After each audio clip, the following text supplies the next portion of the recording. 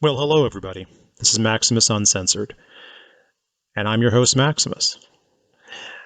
I figured I would call the podcast on Rumble, and it will also be on my YouTube channel, Maximus Uncensored. This is just me talking to you straight up, giving you my opinions as unvarnished as humanly possible, at least according to my standards. I know it's been a tough week for a lot of people, and I wanted to just calm your nerves and tell you to relax. Everything is under control. First of all, because the Lord is in control. That's the most important thing. No one really understands the great mystery, as the Apostle Paul said. Why do certain things happen like this? Well, the Lord knows. The Lord knows what's best. But now, turning quickly, and I've been getting a lot of questions. So I figured I better do a short, brief podcast. What about impeachment? What is this impeachment? An impeachment in the United States is an indictment. That's all it is. And it's a political indictment. It's not a criminal, necessarily. It's not a criminal indictment. So what does it mean for the president? There's some thwarted, messed up, very twisted idea that Section 3 of the 14th Amendment applies in this regard, that if the president is impeached and convicted, he can't ever run again for political office. Now, let me just back up. Impeachment is an indictment. It doesn't mean you're removed from office. We grew up in an environment, most people in the last few generations, in fact, pretty much all Americans, grew up with this idea that because it was so rare, a president was rarely impeached before the 1990s. Only had been impeached one other time. That if you're impeached, you're removed from office. No. If you're impeached, you're being charged with a crime by usually political opponents. This is what the founding fathers set up. It's the only way to remove a president or a judge or senator or representative or any elected federal official from office, to impeach them in Congress. The House brings the charges. The Senate convicts or acquits. Every time there's been an impeachment, the Senate has acquitted because conviction is such a high hurdle. It takes a 2/3 vote. Unfortunately, impeachment only takes a simple majority. Now, the founders did that deliberately so you could remove people that future generations would deem, in politics, would deem unfit for office. Also, the range for crimes is really vague. It says high crimes and misdemeanors. Well, misdemeanors we assume just means misdemeanors, where a high crime would assume it would just have to be a felony, and it would have to be committed really while in office. Okay, so obviously this has been completely watered down to meaningless jargon now because no one pays any attention to that, and they'll just impeach you for anything. So they impeached the president, President Trump, a second time yesterday. Now, what does that mean? Nothing. It's just an indictment, really. They're questioning now whether they're even going to have a trial, which I can't believe they would ever not hold a trial, because under the 4th and the 14th Amendment, even in criminal proceedings, you're entitled to due process of law, which means you have the right to face your accuser and you have the right to a trial. So obviously, if they don't have a Senate trial, which is a political trial, not a criminal trial, they are depriving you of your right to actually face your accuser and be acquitted or convicted. You have a right to a trial. You have the right to access a judge. And the Chief Justice is supposed to oversee all of this. So anyway, I don't know if they're going to get there. They're obviously not going to get there before the change and the transition takes place. But the point is that, getting back to the impeachment, all it is a charge. And a year ago, they impeached the president, and he was acquitted in the Senate. And in 1997 or 98, they impeached Bill Clinton, and he was acquitted in the Senate. They threatened to impeach Nixon, and he resigned instead of facing impeachment because the Republicans started breaking ranks. And that was in his second term. And if we go back in time, before that, the only other impeachment that ever take place was President Johnson, and they failed to convict him by one vote in the Senate. So without conviction, you can't remove from office. But getting back to their strategy here, they just people ask me what is this all about. They're trying to malign his name, his good name, And I think there's some long strategy and some backup, some secondary objective, or maybe this is their primary, but they know they may not reach the threshold. They figure if they get a conviction in the Senate, which would require 17 Republicans to vote for conviction, and no, the vice president does not have a vote in this. Because of the split being 50-50, they have to get to 67 votes. So they would need to get 17 Republicans and all the Democrats. And I think Manchin's already saying he wouldn't even vote for conviction, so make that 18 Republicans. But it's unlikely that you'll get more than 2 or 3 that just have these petty beefs with the president. You're not going to get the necessary number to convict. But they figure if they can convict, then he can't run for office again under the Section 3 of the 14th Amendment. Section 3 of the 14th Amendment is there to prevent, specifically it was written to prevent former Confederates from holding public office, unless by a 2/3 vote, the House and the Senate decide to waive that. Now, that's because they had actively participated in armed rebellion against the United States. That's the threshold.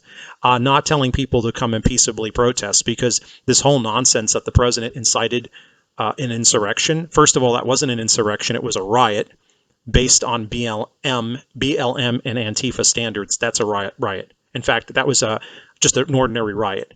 So I guess the right have one riot under their belt, and Antifa and BLM have 7 months of riots and counting. That's not counting Occupy movements, which go back to about 10 years ago. Remember the Occupy movements? They started this whole thing with moving into cities, into schools, and just sitting it out.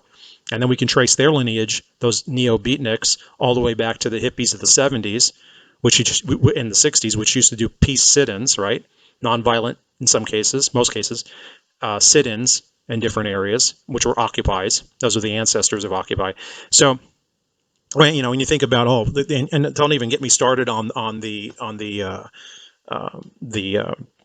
weird way in which the hypocrisy of it. The left, 7 months, 8 months of rioting, burning down cities, including Washington. Remember all the fires at night all over Washington, tearing down statues, even of men like abolitionists like Abraham Lincoln.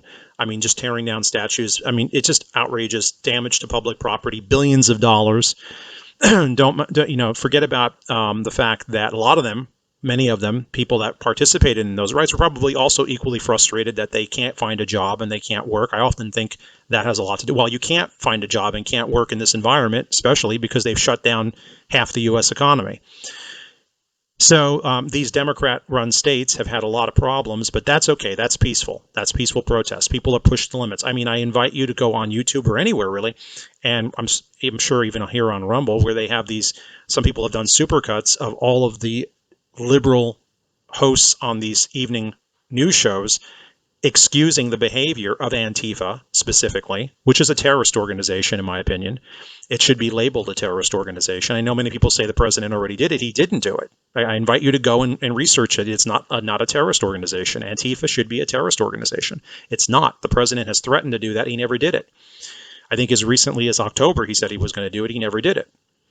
And what they do is perfectly fine. That's people being pushed to the limit. They have a right to protest because they feel their civil rights are being trampled upon. But a bunch of, 500,000 at least, 1 million people show up in Washington, D.C. Out of that, a couple of hundred get rowdy.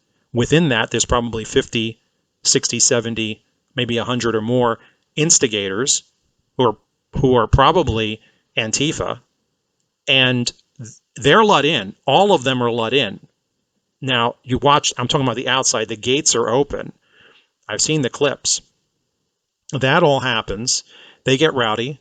If I was there, which I wasn't, if I was there, I would have been fighting with the police to push them back, personally. But the police let them in, and some are motioning to let them in, and I don't understand that. And then they get a little rowdy, and it was totally no excuse for violence whatsoever. But that's what happens when you have a mob. And you let them in, which is stupid.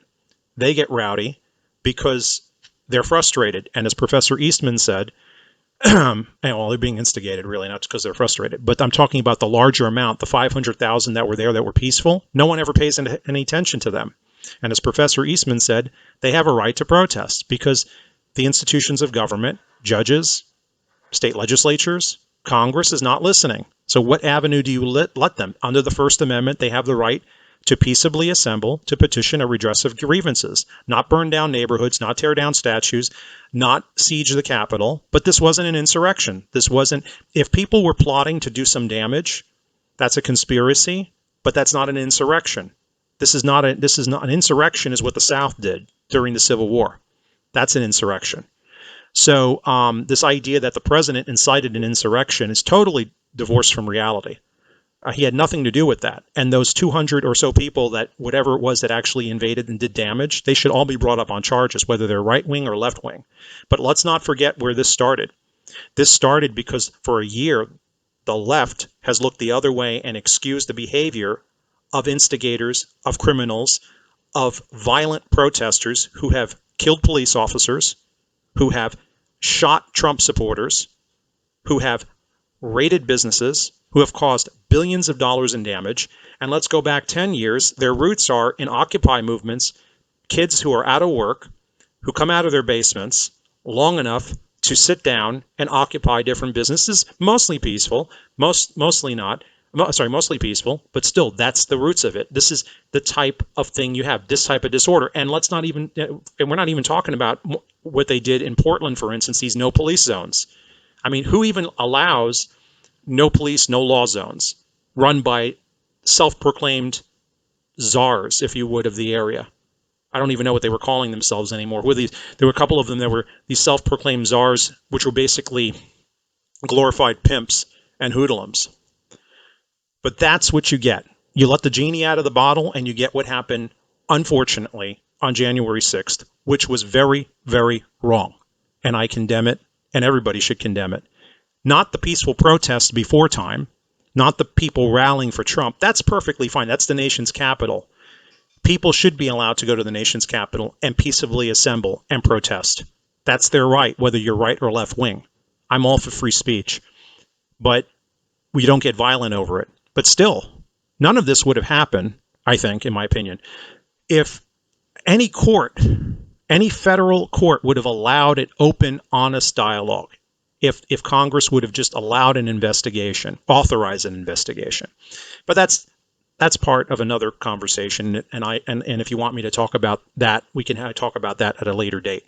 Getting back to the impeachment is the child of all of this, and it's just an excuse to torment this president and his family and label Trump supporters something they're not. Treat them like they're insurrectionists and domestic terrorists when Trump supporters are the party, are the people of law and order. The movement is all about law and order. My goodness, it's absolutely outrageous, and everybody should be disturbed about this, right and left, because if you can't have the right to speak freely and air your differences orderly, and the way you in this country, then this isn't the country this isn't the land of the free anymore. To paraphrase, Snake Plissken, land of the free.